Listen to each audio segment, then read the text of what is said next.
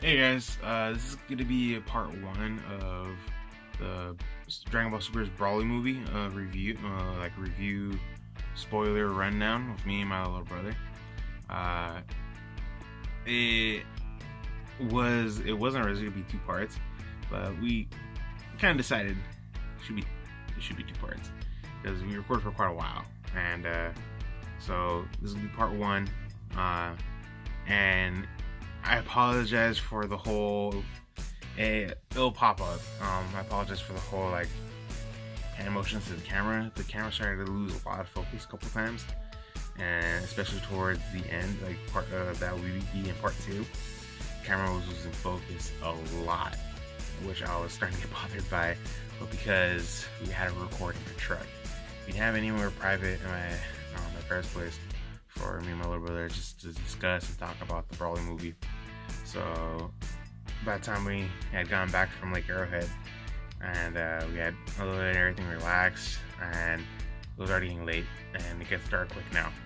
So we barely had a little bit of daylight to record a little bit, and that's why halfway through the video it started to get dark, and the camera started losing a lot of focus. So I thought there's gonna be a lot of hand movements towards the camera. I was trying to help the camera get refocused. But we did what we could. I wanted to get a spoiler review out. So hope you guys enjoyed the video. Focus, there we go. Alright.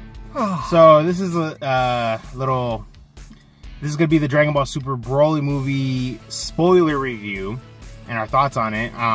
This is currently this is like 3 days after we saw it. 3 to 2 days after we saw it. We saw it on Friday, didn't we? No, we saw it Thursday. We saw it Thursday because you had church. Oh yeah. We saw it Thursday. Yeah, we saw it Thursday. We saw it Thursday. Normally I would have done this recording right after the movie, but my little brother goes to church with my parents around 6:30, which was around the time we got out of the movie, so I had to come back immediately here and drop him off. So we weren't able to do the recording, and we were gone all weekend up in Lake Arrowhead. I think that's what the lake was called, right? Huh? No, we were gone all weekend. We were busy. We were a little family trip. And this is the only time we have right now to discuss quickly about the movie before I have to go home, try to get some rest before I go to work tonight. And unfortunately, my little stand for my phone broke, so it's barely supporting my phone right now. But, yeah. If it falls over, you know why. Yeah, exactly. If it falls over, you guys know why. One of the stands on the legs of my little stand for my phone that I'm using to record broke. So you guys know why now, if that would happen. Of course, I would most likely try to edit it out, but yeah. So, first things first, I did do a non-spoiler review. I've already posted it. So this will now be the spoiler review with my little brother because I took him to go see it. We went to go see it together. And I felt like it was only right to do a spoiler review with my little brother. So, like I said, first things first, I absolutely loved it. Yeah. Yeah. I'm thinking back on all the Dragon Ball movies I've seen. I think this is the best one. I honestly think this one's the best one too. Even just so far. Even just ignoring the fact that it's longer. Mm-hmm. I think it's just the best one. The whole story behind it. Yeah, exactly. Sorry, the whole story behind it. Yeah, I would have to say it is the best Dragon Ball Super movie so far.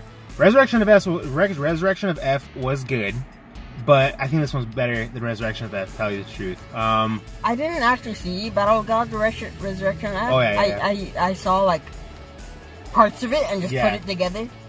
Because here's the thing, Battle of Gods was introduction to Beerus and Whis, so it was good, it was good, and then we got Resurrection of F, where Frieza's brought back to life, and they introduce he has this golden form, which is almost as strong, maybe perhaps even stronger than the Super Saiyan God Blue forms, It just so happens the story plot of it was that Frieza hadn't fully mastered the golden form. So that was why he got weaker. But then we get Dragon Ball Super Broly, where Broly is now officially canon. And it was absolutely amazing. Like I said, Battle Gods, introduction to Beerus, so it was almost there. Resurrection F was a little step higher, but Brawly took it to the next level, like as a super movie.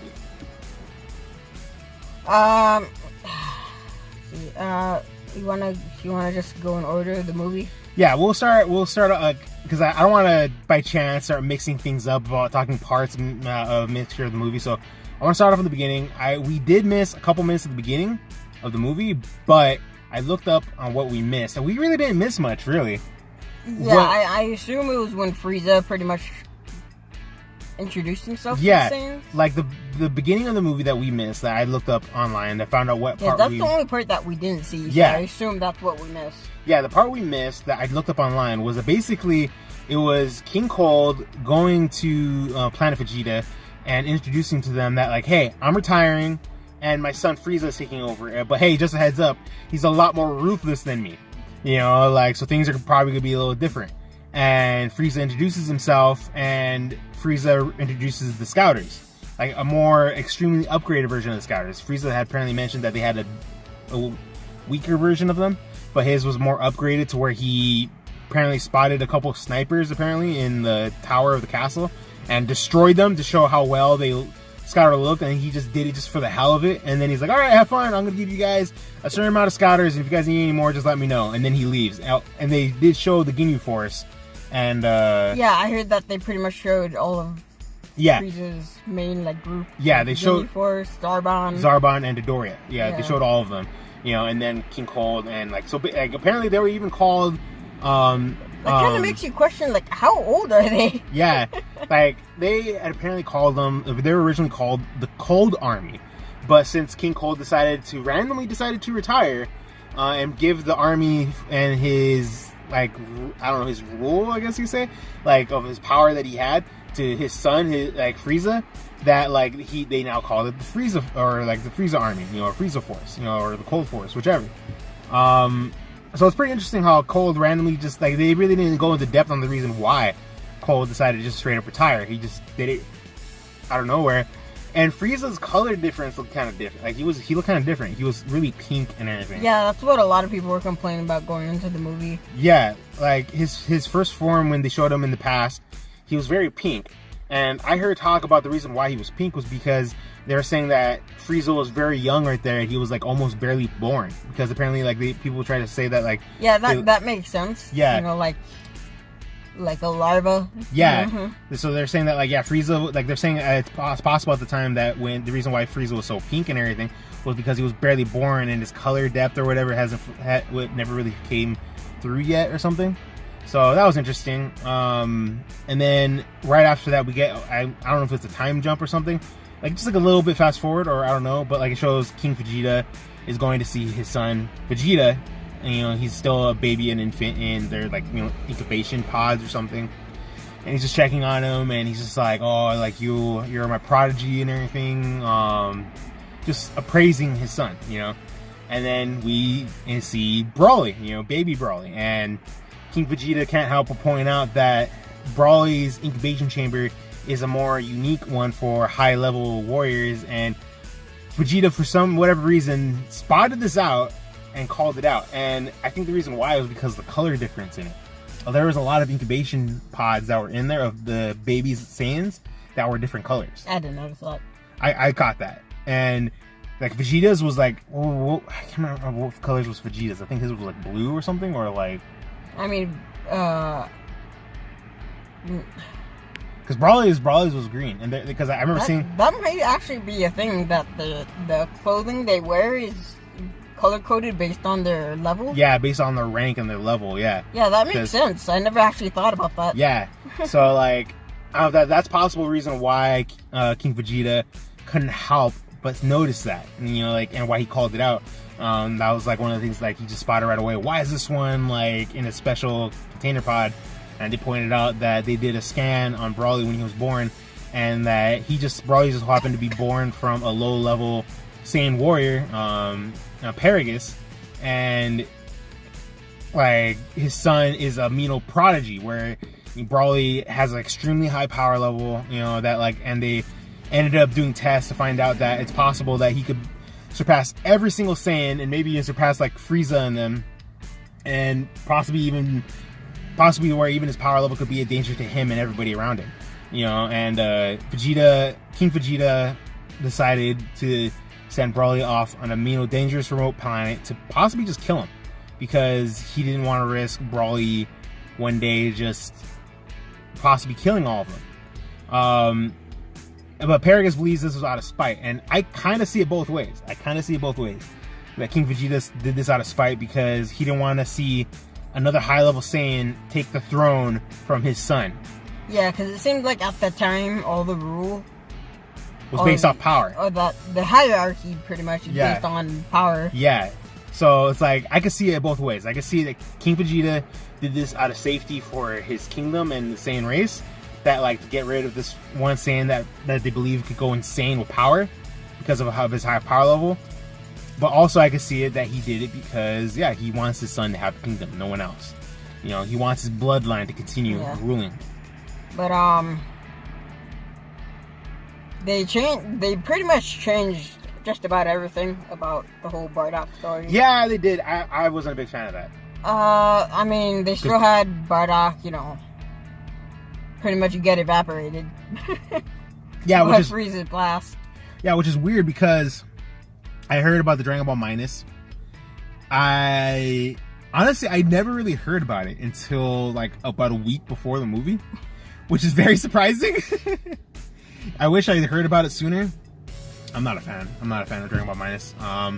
And apparently Akira Toriyama is trying to keep the Dragon Ball Minus canon. You know, I, for one, because the route that they did in the movie compared to the original Dragon Ball Z father, like a lot of people are just gonna go with what they like more. Yeah, but like for me, I would have gone with the original one, the Dragon Ball Z movie.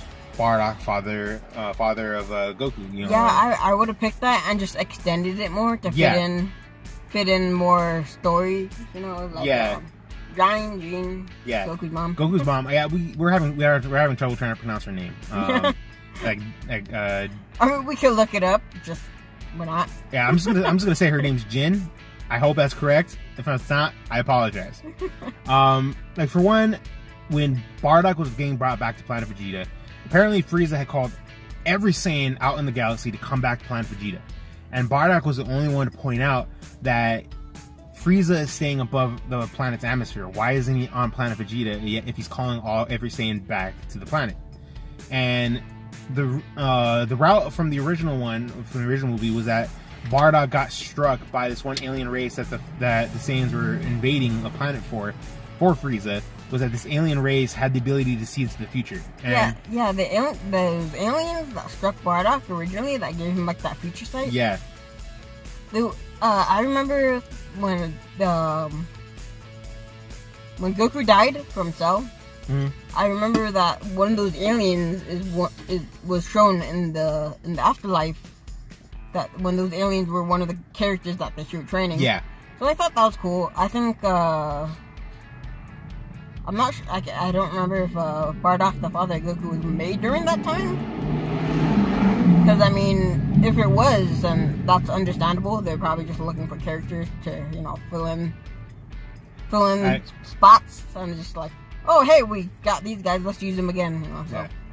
Hang on a second, I'm out of focus. And also, real quick, I'm going to pause right here real quick.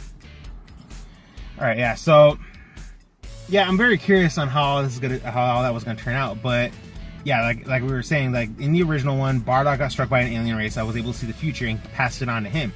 And Bardock was seeing images of Frieza destroying Planet Vegeta, and then was seeing visions of his son, his grown like, you know, Goku fighting off Frieza. You know, I think one thing that would have made it a little bit more acceptable is if they showed Bardock's original team. Yeah, I would have liked that too. But instead, in the movie, instead of the whole future sight thing, they went with the route that because of Bardock's his technician and battle strategy his constant battle strategy of him fighting for so long, he was able to figure it out. He just notices things. Yeah, he notices things, and he was able to figure it out that he was just able to figure out that something isn't right. Something isn't right for Frieza to be doing this, and just basically pieced it all together that he thinks Frieza is gonna kill all of them. You know, it's like a battle strategy. Yeah, jumping ahead, where Vegeta, Raditz, Nappa. So that just like straight up pointed out that they got the transmission, but they just decided not to go. Yeah, so like, that was interesting. That's kind of funny though, because I would kind of see Vegeta doing that because he was an arrogant little kid. Yeah, but also, you got to think that Vegeta's brother pretty much would he have got the transmission too? Yeah, that's a tough question too, because it's like they mentioned him, but yet they're still not really showing him. Yeah, you know? Like they had that little movie special, but they never like English dubbed it. They never really brought it to that much to light. But they do mention him every once in a while. But yet they never really show him except for that one little movie special that they had. Yeah, well, he had his movie. And then Bulma had mentioned him for Battle of God when they needed Saiyans. Yeah, she had mentioned him, and then they had mentioned him in here, you know, and I think they might have mentioned him another time. I can't remember when. But, yeah, and, like, Vegeta's like, man, I don't know. Like, he's like, I don't really care if he died or not. And then Raditz, same thing for Goku. He's like, oh, yeah. He's like, Yeah, even when he said, like, oh, I think Mom said he went to this planet. Yeah. Like, I forgot the name. Like, yeah. You couldn't tell if he actually forgot or it's just he just didn't care. Yeah. So it's like Bardock and Jin had told Raditz ahead of time, hey, we're sending Kakarot, your little brother, to this planet just in case things go south over here. Yeah, but I like what they did with Planet Vegeta. It looks more like an actual living planet. Yeah, it looked more like an actual living planet. But it was interesting though, because I remember in the Dragon Ball Z movie, the Bardock one, that it looked very futuristic, a lot of ships and everything, and like the sky looked like there was no atmosphere. Yeah, like you could see straight into space. Yeah, and like this one, it looked like a living, like almost a nature forest-like planet.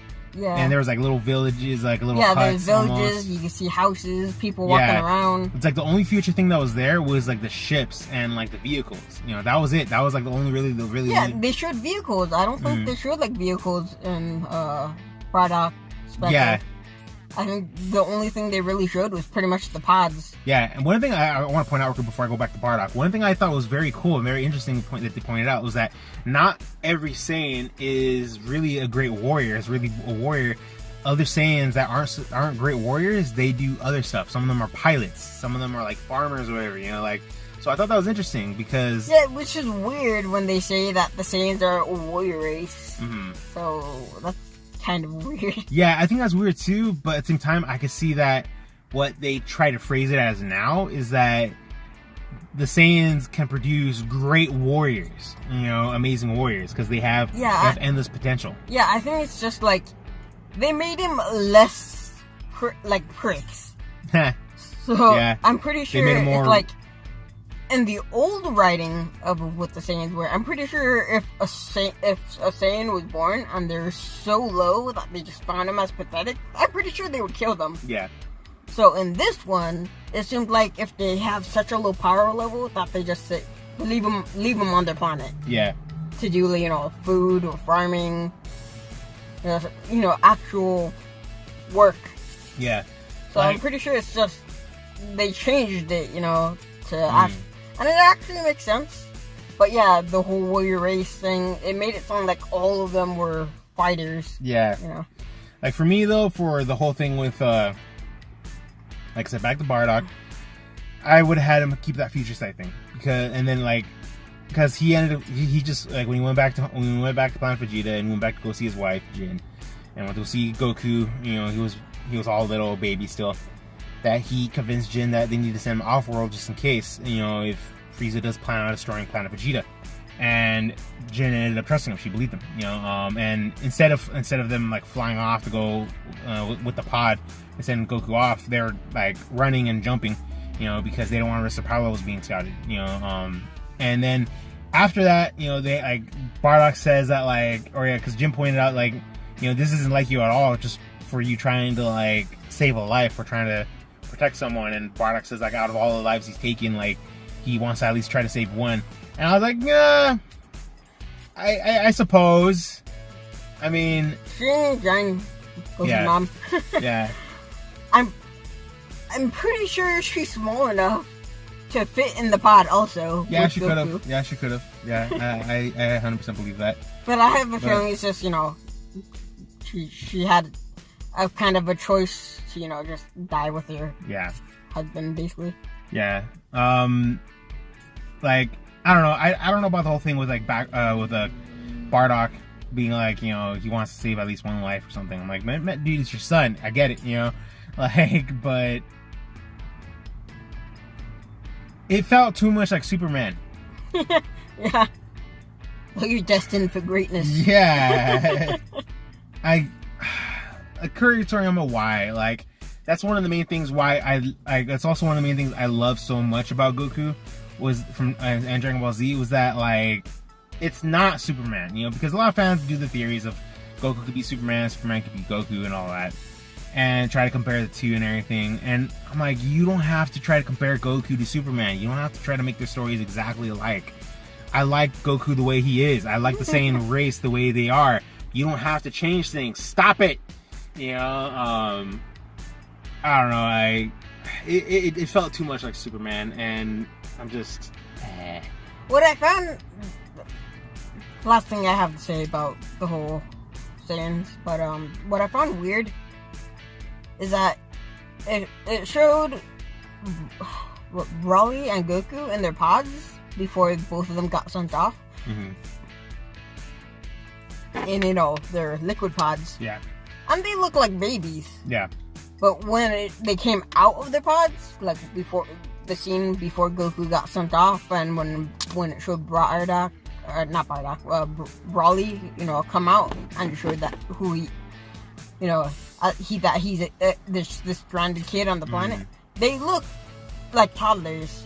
I think. Okay. Well, yeah. Here's the thing. I think what it is too is that there was probably little bits of time jumps, more so with Vegeta and Broly, because it was like right after when King Vegeta was introduced to Frieza, he went to go see his son Vegeta, who was still an infant, like a baby, in the pod, and then like the next scene after that is with Bardock or Frieza and all that, and they show Goku, and Goku's all tiny and skinny and everything, and Jin pointed out that she thinks that it's possible that he was born early, so he might have to be in the pod a little while longer.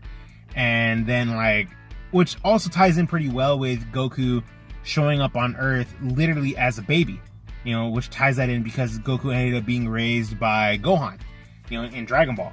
So that ties in pretty well, but for Vegeta and Broly, I still think that was a time gap that they never really clarified, because they were babies and infants as well when they first showed them. But then when they show them later on after, they're more like almost like 4 or even like 5 years old, or maybe even 3. Like, they're little, but they're out and about talking, fighting, or whatever, like. Yeah. Yeah, so I don't know. It's kind of funny. Okay. Last thing I have to mention about the Saiyans. Okay. Last thing. Raditz looked like a character from Sonic the Hedgehog. Because also not only that, we've never seen Raditz as a little kid, so it was pretty hilarious seeing Raditz as a little kid. I was like, Raditz looks adorable. I was like, oh my gosh, because like we've seen we've seen Vegeta as a little kid, in multiple times, multiple scenarios. But this was the first time seeing Raditz as a little kid, so that was pretty funny. Yeah, so that was cool. And then, like I said, of course, Frieza destroys Planet Vegeta. And then fast forward to Goku traveling to Earth. They do the whole thing where it's like, I think they showed quick little shots of Dragon Ball. Yeah, Dragon Ball they did Z. like a montage of Goku growing up. And all the way to Battle of Gods, Resurrection F, blah, blah, blah. And then they show Goku and Vegeta fighting against each other over the ocean nearby some sort of abandoned island that Bulma had purchased specifically for Goku and Vegeta to train nearby. That way they don't have to damage the cities or anything like that. Beerus and Whis are there because they love the food, I thought about it, why Beerus is just, how Beerus is always bugging them and stuff. And I'm like, man, Beerus is kind of annoying. And I thought that it's pretty funny because Beerus had told Goku if he beats him, he'll leave Earth alone. And Goku didn't beat Beerus. Yeah. So technically, he's not leaving Earth alone, but also just not destroying it. Yeah. So it's kind of funny. Yeah, that's pretty funny. It's like kind of keeping his promise. Yeah.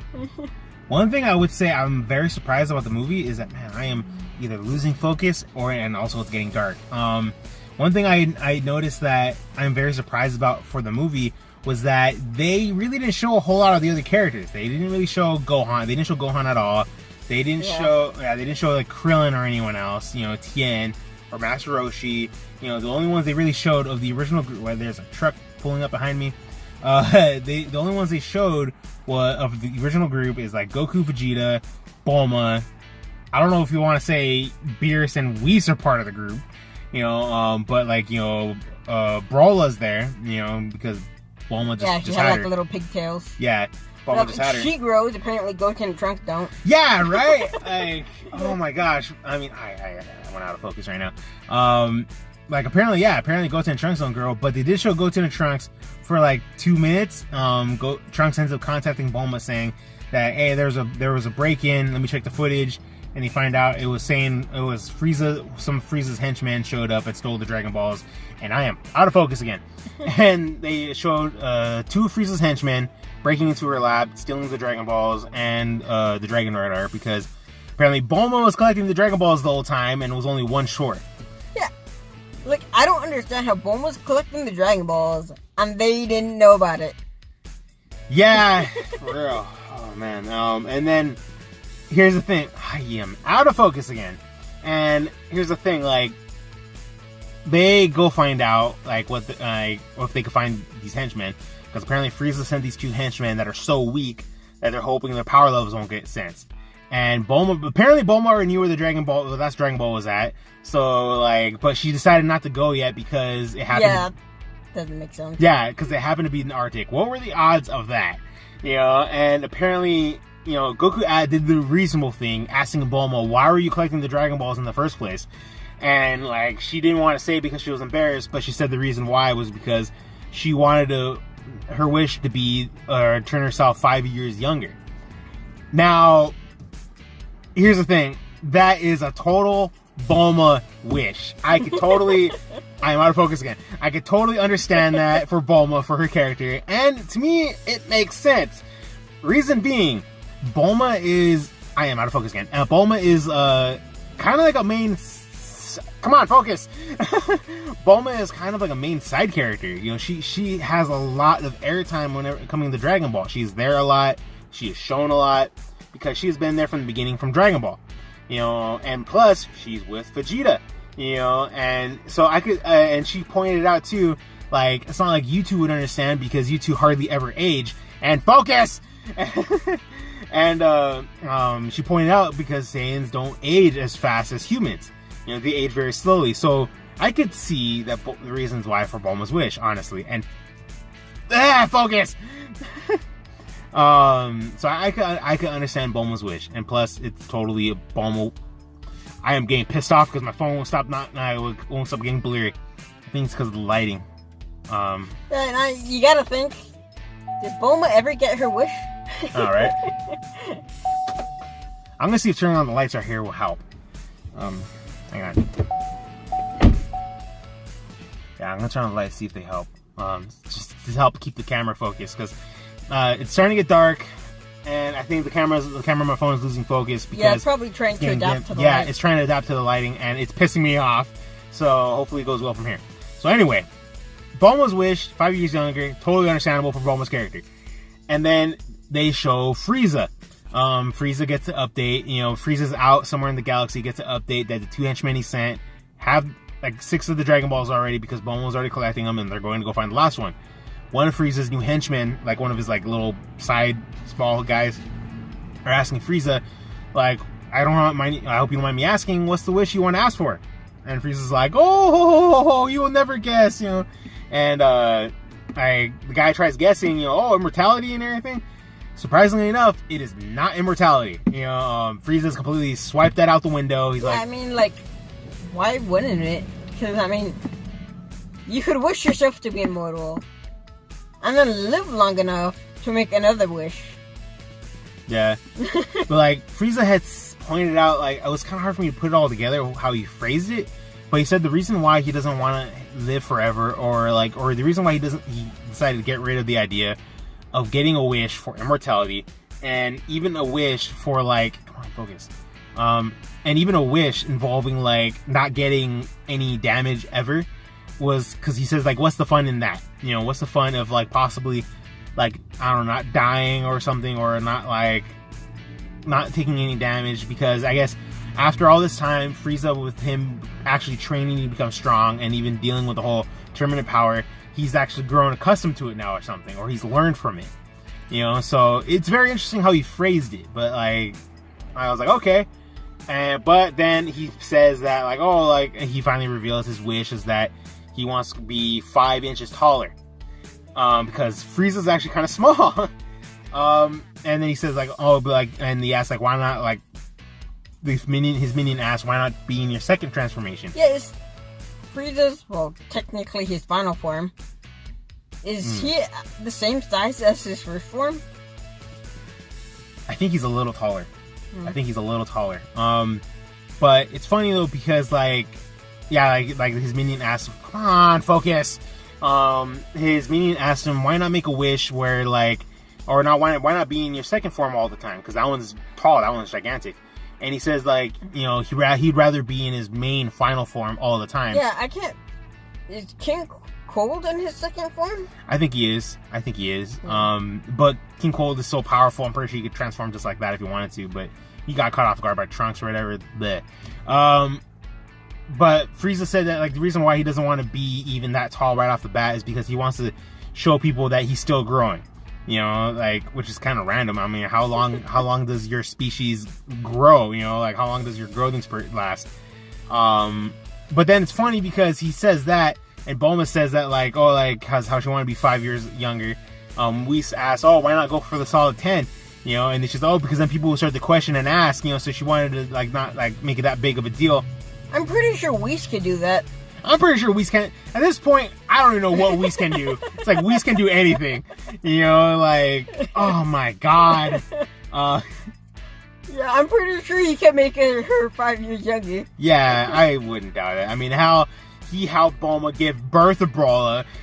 He's brought Frieza back to life. He could rewind time. Jeez. Anyway, back to the freaking movie. Frieza is building up his army again, and he sent 2 henchmen, or 1 man and 1 woman, to this, they're working together, going to try to recruit, forces for the Frieza force, or, the Frieza army. Focus!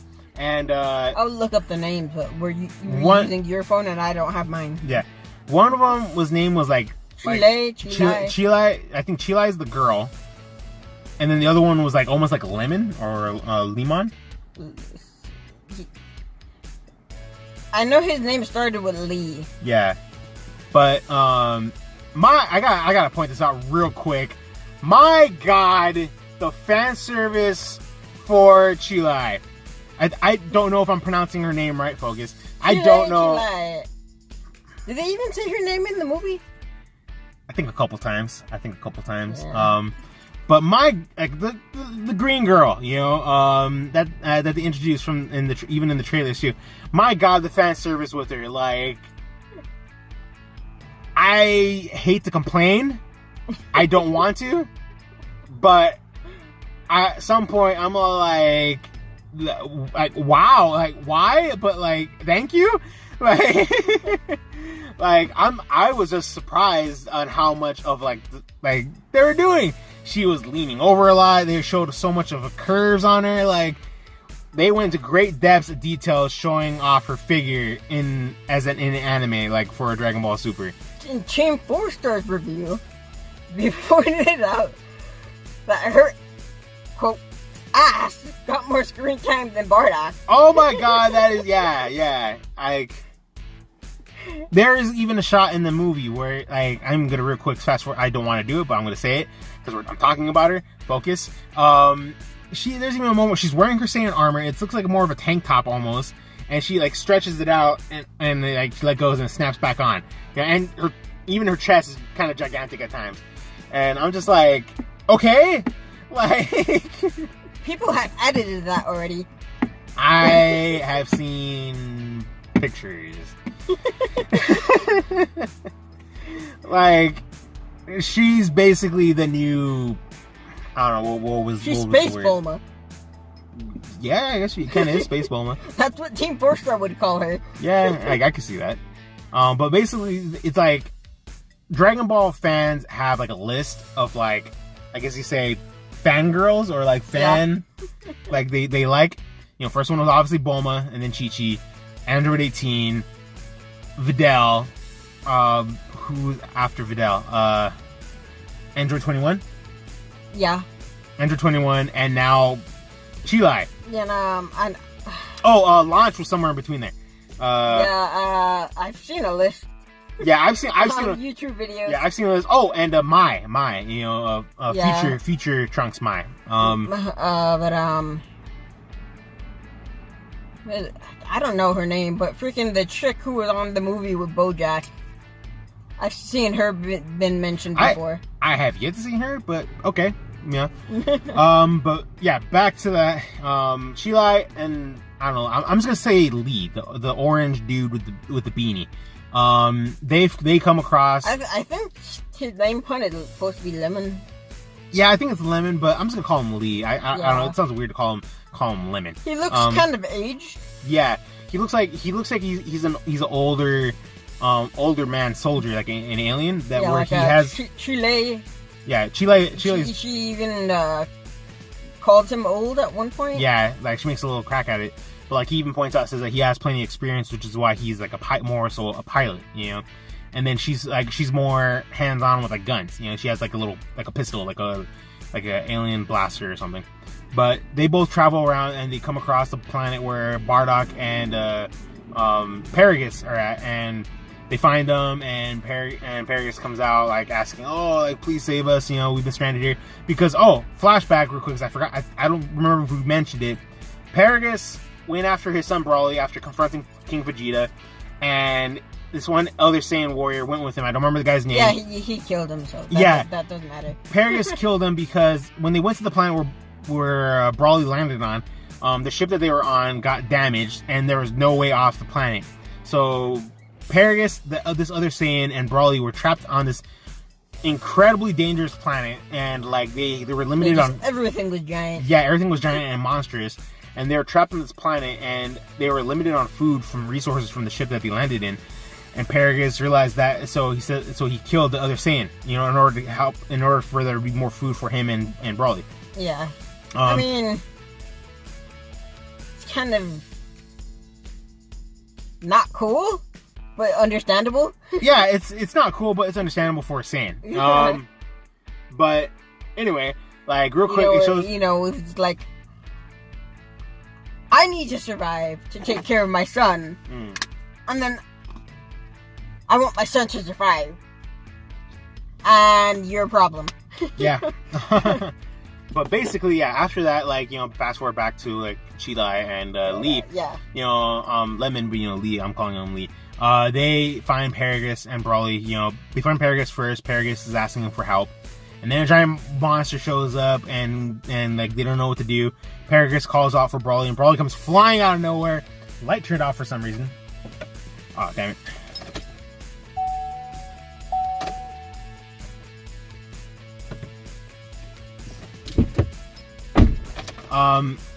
Paragus calls out for Broly. Broly comes flying in, attacks the monster, and Chi-Lai is completely mesmerized, like she got Mino love struck or whatever. That's what it looked like. I don't know. Yeah, and then just even the scene where they're taking them off the planet in their small ship, and Broly just up against the corner, and she's just like right there. Yeah. And he doesn't have his shirt on, and he's all cut up, and just like this big dude. I thought one thing I thought was funny was how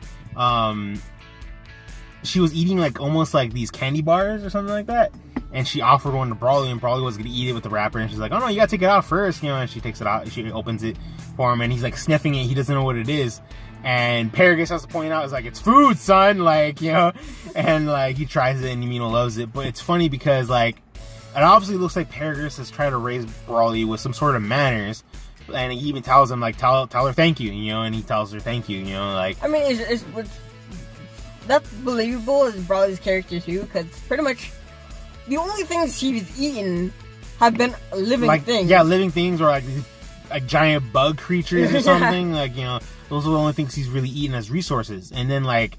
Yeah, so just a candy bar is just like... Yeah, it's what like... is this? It's like a candy bar or some sort of protein bar or something. And then Paragus and Broly, like, you know, they clean themselves up. They get introduced to Frieza, and Frieza is, like, surprised to see more Saiyans. But, like, Broly gets introduced to Frieza, and then, like, Frieza's surprised to see more Saiyans alive. So he ends up trying to use them to try to fight against, you know, Goku and Vegeta for him. And that will be it, part 1. Part 2 will be loaded up soon. Hope you guys enjoyed. And let me know what you guys think so far, part 1 of the spoiler review of the Dragon Ball Super Broly movie.